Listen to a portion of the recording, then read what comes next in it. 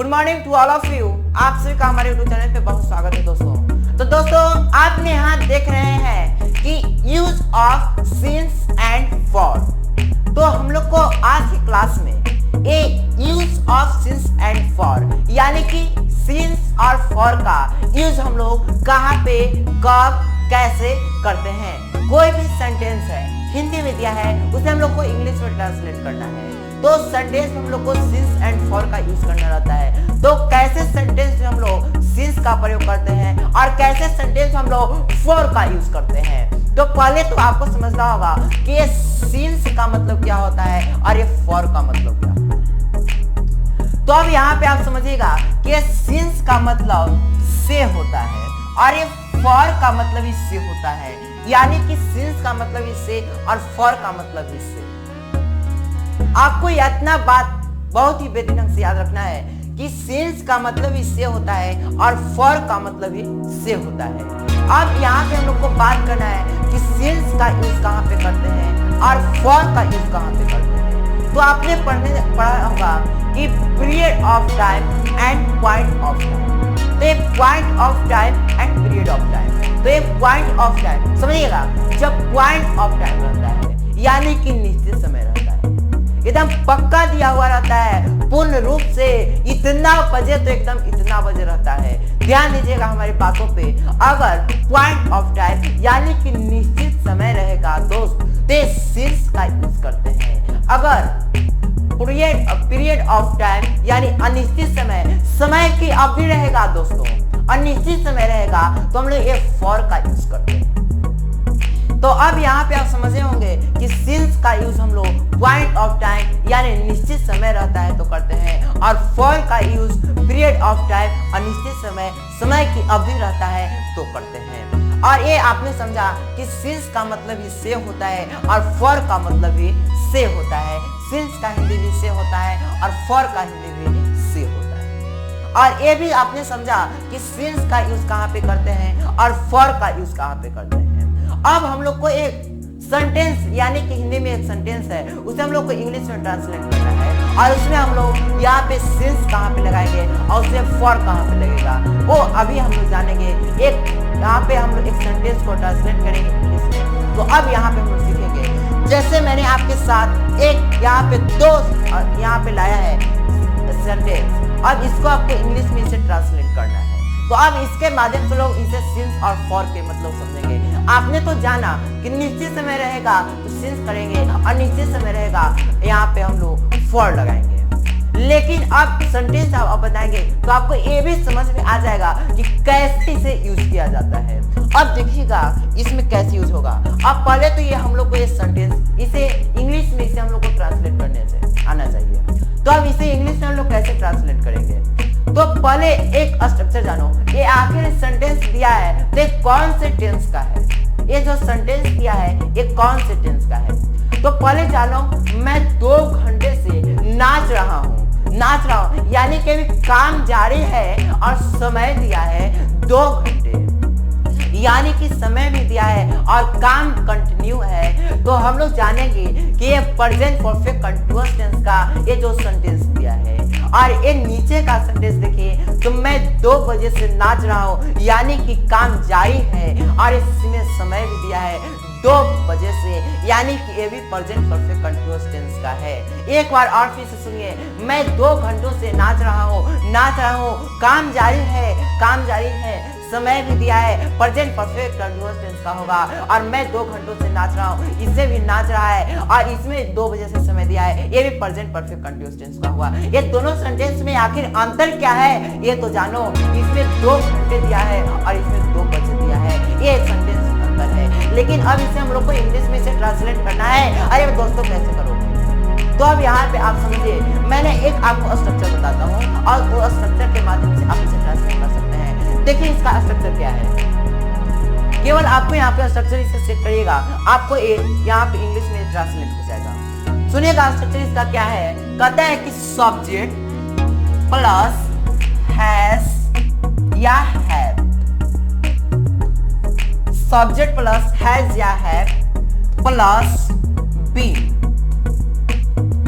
Been plus verb तो आएगा, लेकिन यहाँ पे हम लोग इसे V4 भी कह सकते हैं, और नहीं तो वर्ब के साथ हम लोग ing जोड़ते हैं, यानी कि वर्ब के साथ हम लोग को ing आ जाएगा, और इसके बाद प्लस सिंस या फॉर आएगा।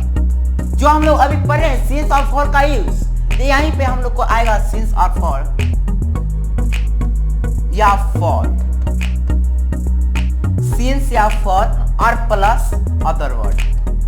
यही स्ट्रक्चर के अनुसार से हम लोग को जो ऊपर वाले सेंटेंस दिया है वो हम लोग को केवल आप इतना इसे सेट कर दो ना, बन जाएगा दोस्त। अब देखिए इसे कैसे हम लोग को ट्रांसलेट करना है। जैसे देखिए इसे सब्जेक्ट कौन है, आई, मैं है, यानी कि आई। देखिए क्या कहता है स्ट्रक्चर, सब्जेक्ट आगे आएगा, यानी कि पहले यहाँ पे लिखो आप क्या, तो यहाँ पे मैं है तो मैं का क्या होगा, आई होगा, यानी कि यहाँ पे आप लिख सकते हो आई। और आई के साथ क्या लगता है, कौन से हेल्पिंग वर्ब लगता है, यानी आई के साथ हैव लगता है।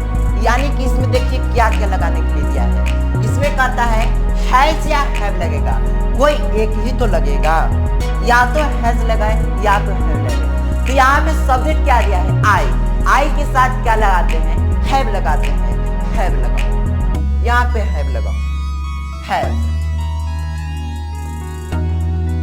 और इसमें भी आई दिया है तो आई, और आई के साथ क्या आएगा, तो आई के साथ हम लोग को हैव आएगा, आई हैव। और उसके बाद देखिए स्ट्रक्चर क्या कहता है, अब इसके बाद क्या कहता है, बीन। अब दोनों में यहाँ पे आप बीन लगाओ, तो अब देखिए आई हैव बीन, और इसमें भी बीन लगाओ,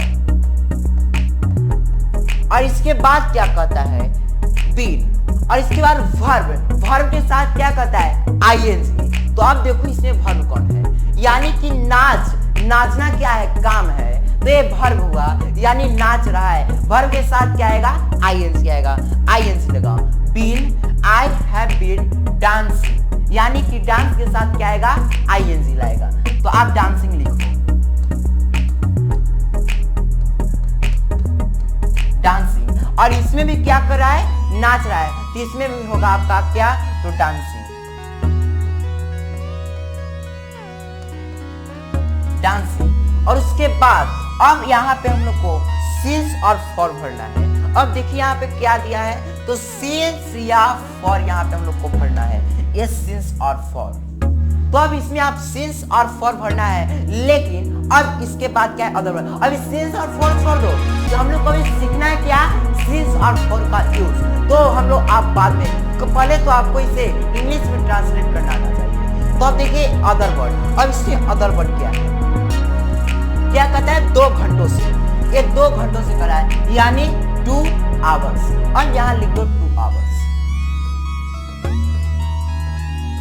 2 आवर्स। और इसके बाद इसमें क्या है, 2 बजे से, यानी 2 बजे से 2 o'clock, यहाँ पे लिख दो 2 o'clock, 2 o'clock। हाँ, लेकिन अब आपको यहाँ पे समझना होगा क्या सिंस और फॉर का यूज। तो अब यहाँ पे आप देखिए क्या कहता था, मैंने क्या कहा था, निश्चित समय रहेगा, पॉइंट ऑफ टाइम रहेगा, सिंस का यूज करना। अगर पीरियड ऑफ टाइम रहेगा, समय की अवधि रहेगा, अनिश्चित समय रहेगा, फॉर का यूज करना दोस्तों। अब देखिए क्या कहता है, मैं 2 घंटे से और 2 बजे से। अब आपको समझ में आ रहा होगा, मैं 2 बजे से और मैं 2 घंटों से, कई बजे से भाई, 2 घंटों से।